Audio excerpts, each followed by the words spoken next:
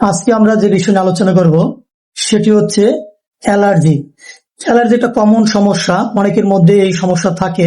এই সমস্যার অ্যালার্জির জন্য অনেকেই ইলিশ মাছ খেতে পারে না, কেউ বা চিংড়ি মাছ খেতে পারে না, কেউ গরু গোস্ত খেতে পারে না, কেউ হয়তো মসুর ডাল খেতে পারে না, বা কেউ হয়তো পুঁই শাক খেতে পারে না, কেউ কচুরলতি খেতে পারে না, হয়তো বা কেউ ধুলাবালি লাগাতে পারে না, অথবা শীতের সময় যদি শীতের পোশাক যদি পরে তাহলে অনেকের রিয়াকশন হয়, সিজন চেঞ্জ হলে রিয়াকশন হয়।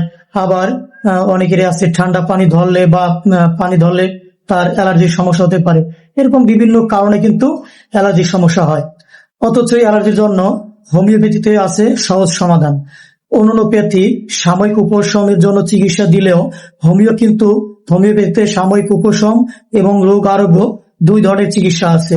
তাৎক্ষণিক এটাকে উপশম দেওয়া যেমন সম্ভব কিছু অগভীর ওষুধ দ্বারা, তেমনি কিছু গভীর কি ঔষধ বা ইন্ডিভিজুয়ালাইজেশন বা ব্যক্তির স্বাতন্ত্রতা ব্যক্তিগত চিকিৎসা করে এবং রোগী যদি একটু সময় দেয় তাহলে কিন্তু এটা পুরোপুরি ভালো করা সম্ভব।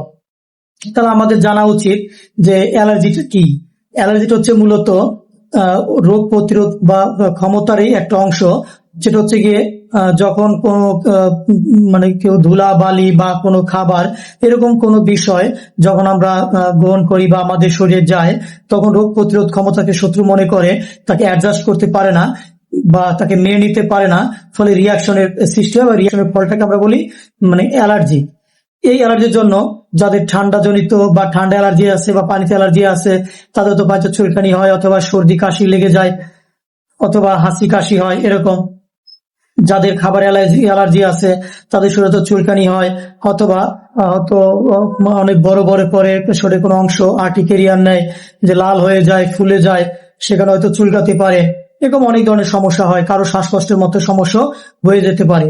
যদি আমরা অ্যালার্জিটা কি অবস্থায় আছে বা কতটুকু লেভেল আছে জানতে চাই, তাহলে আইজিই একটা টেস্ট করতে পারি। ব্লাডের আইজিই টেস্ট করলে সাধারণত নর্মাল রেশিও থেকে কত বেশি আছে এটা আমরা জানতে পারি। সেইভাবে আমরা হোমিওপ্যাথির একটা সময় নির্ধারণ করতে পারি, কারণ যদি অ্যালার্জি খুব কম থাকে তাহলে কিন্তু আমরা অল্প সময়ে রোগীকে আরোগ্য করতে পারি।